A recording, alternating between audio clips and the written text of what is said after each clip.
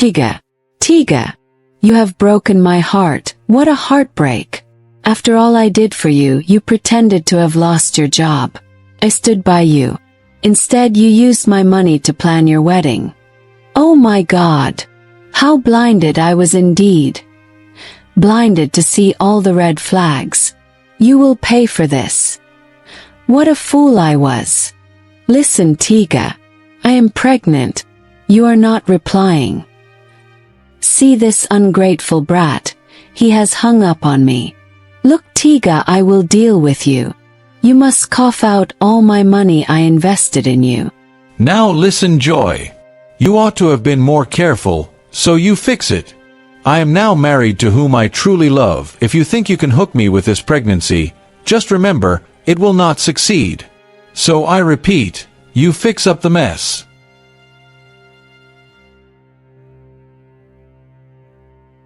In the city of Amma, where the rhythm of life beats in sync with the rush of yellow Danfo buses and the hum of generators, lived Joy, a beautiful 29-year-old financial executive in a top firm.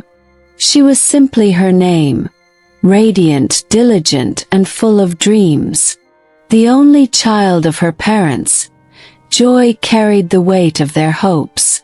She was already a self-made lady, beautiful, intelligent, well-positioned in her career. What was lacking was a steady man in her life, she laughed.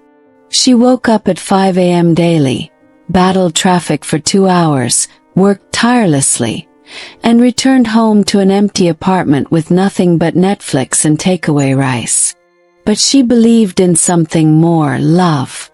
Joy met Mr. Teaga during a corporate meeting at a tech event.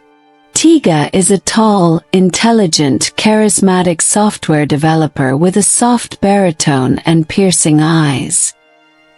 He wasn't like the other guys. He listened patiently and respected her ambition. He noticed the small things: her chipped nail polish, her favorite jollof rice spot in the city, the pain she hid when she smiled. Their chemistry was instant. Texts turned into calls. Calls became dates. Dates became nights together, spent talking about childhood dreams and escaping the city to start afresh someday. Joy silently fell in love with Teaga.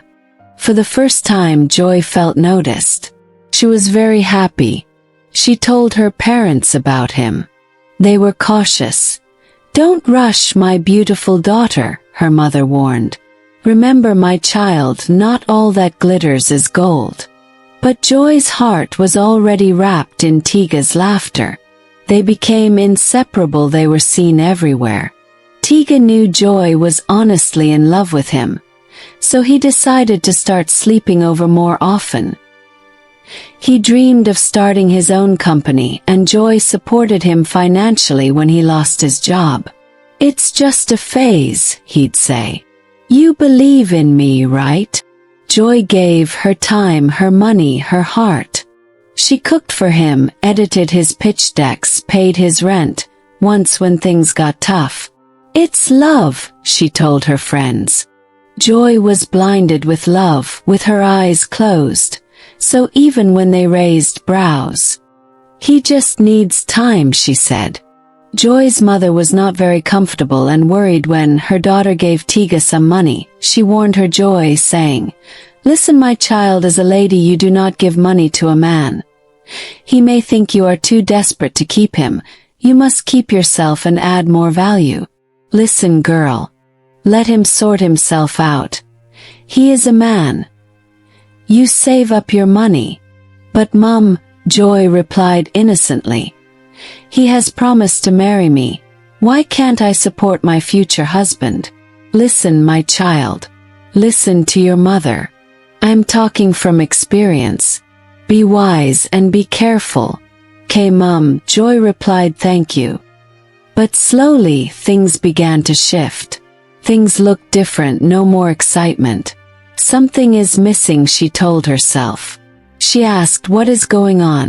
He became distant. Calls unanswered. Dates rescheduled. The loving texts turned into blunt replies. "You're too sensitive," he said when she confronted him. And still Joy held on. Meanwhile, Joy found out she was pregnant. She had mixed feelings, sad and happy. Happy because it was intentional, for the man she loved, but sad because Teaga has been distant for some time now, so she could not tell him the good news. She wanted him to be more present. Joy said to herself, "Teaga seems very busy and distant lately, gosh. Maybe he is planning a pleasant surprise for me. Whoa! I can't wait." Joy's mum noticed the change on her body and she asked, "Joy, my child, do you have anything to tell me?" "Listen, child, whatever the case may be, we're ready to support you." "Okay." Joy nodded. "Thank you, Mum. Do not worry, I will tell you at the right time." But weeks passed. Until one Sunday evening, she saw a picture on Instagram. Teaga at a wedding in Abuja, arms wrapped around another woman.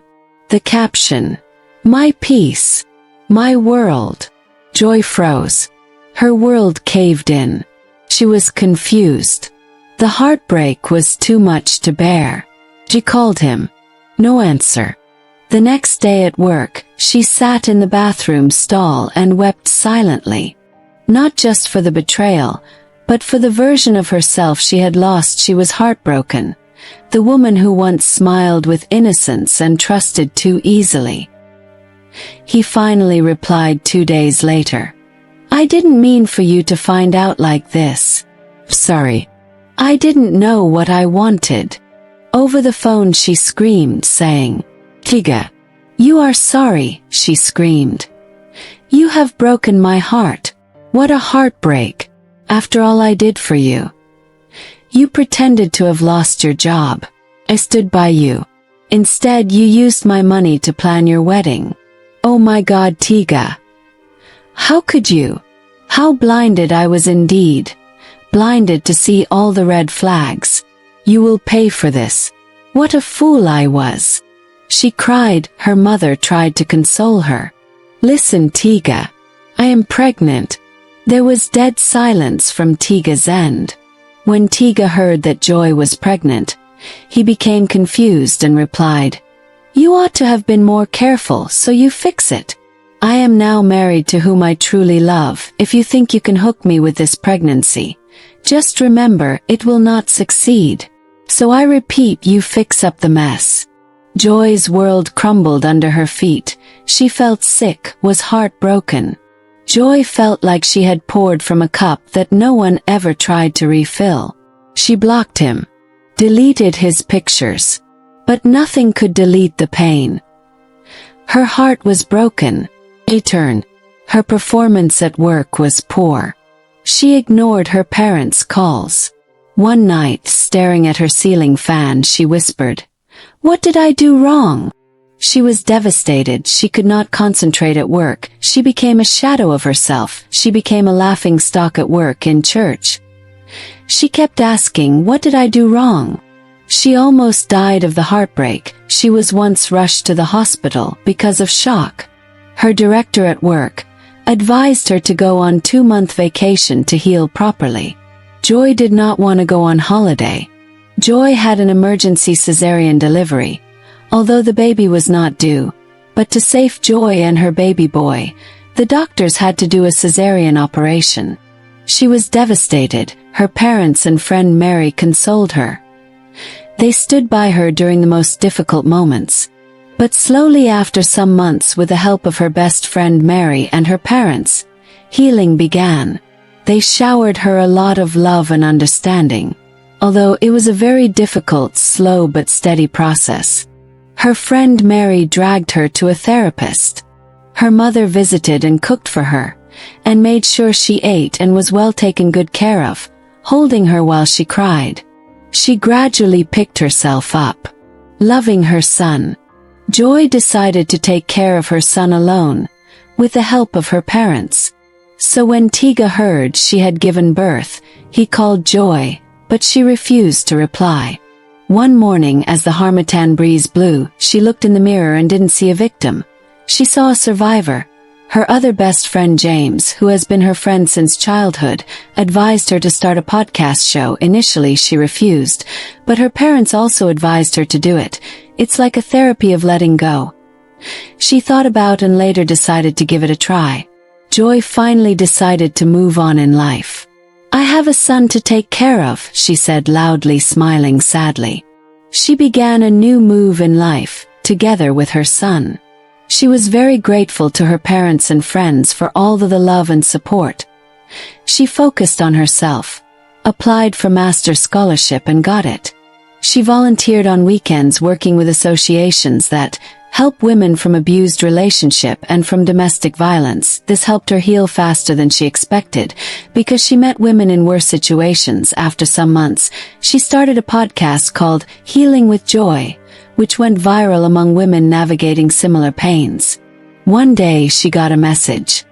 "Hey, I came across your podcast. Your story saved me from a toxic relationship. Thank you for being vulnerable." And she realized, heartbreak had not destroyed her. It had refined her. Months later, Joy sat in her office, reading her feature in a lifestyle magazine. She had become a voice for city and village African women, those caught between culture and ambition, love and self-worth. Teaga called once. She didn't pick up. For now, she decided to mother her child alone. Joy had moved on, happily, gradually. Adjusting to her new self these few months, she had learned to love herself and to appreciate those who stood by her. 'Cause this time Joy chose joy. She decided to be happy for herself and son. Joy saw a stronger woman in herself who had gone through heartbreak. She almost gave up on herself, now gradually trying to take charge of her life, moving on above all, trying to help women in similar and worse situations. Joy during this period of healing learned valuable lessons she talks about during her podcast. Love should never cost your self-worth. We should learn to love ourselves too. Giving is beautiful, but not at the expense of your peace. Red flags ignored become heartbreak endured. Healing is not linear, but it is always possible. Your story, no matter how painful, can be a lifeline to someone else. You are not alone. She talked about having a loyal friend like her friend Mary. A good friendship in times of need, and you are never too broken to begin again. She also added that it is always important to pray to God for divine strength. If this story relates to you, please kindly let us know in the comment section. Remember, love is beautiful, but love yourself first. The heartbreak can most times be refining yourself. So move on. Please kindly subscribe, like, comment and share to friends and family. Watch out for more inspiring stories. Thank you for watching. Please stay tuned for more.